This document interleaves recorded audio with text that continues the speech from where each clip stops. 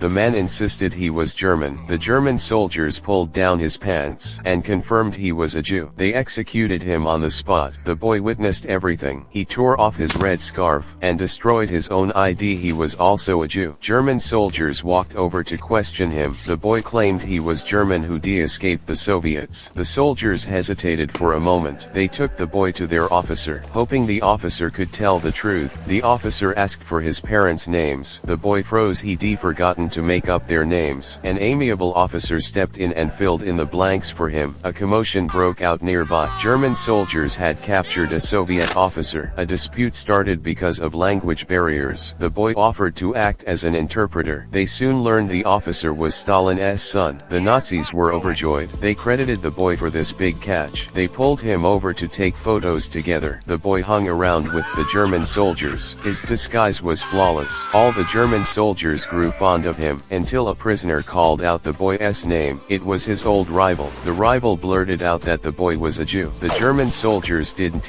understand. They told the boy to translate what was said. The boy claimed he didn't know the man and slapped him hard. The Nazis praised this tough move. The rival tried to fight back, but the German soldiers stopped him at once. The rival was executed right after. The boy was now seen as one of the Nazis. They captured a Soviet position and seized the enemy's radio. The boy was about to translate the radio content when an accident happened. His German teammates were shot dead by a sniper. The boy made up his mind to defect to the Soviet Union. He used the radio to contact the Soviet army. Then he ran toward the Soviet position, holding his hands up to surrender. The Soviet soldiers put down their weapons and raised their hands too. German soldiers rushed out from hiding. They thought the boy was going to avenge his teammates, so they followed him and charged over. The colonel found out about this later. The officer asked the boy who their enemy was. The boy said it was the Soviet Union. The colonel shook his head. The officer added these weren't the real enemies. The war was never about them, it was about wiping out Jews. The boy was horrified. He couldn't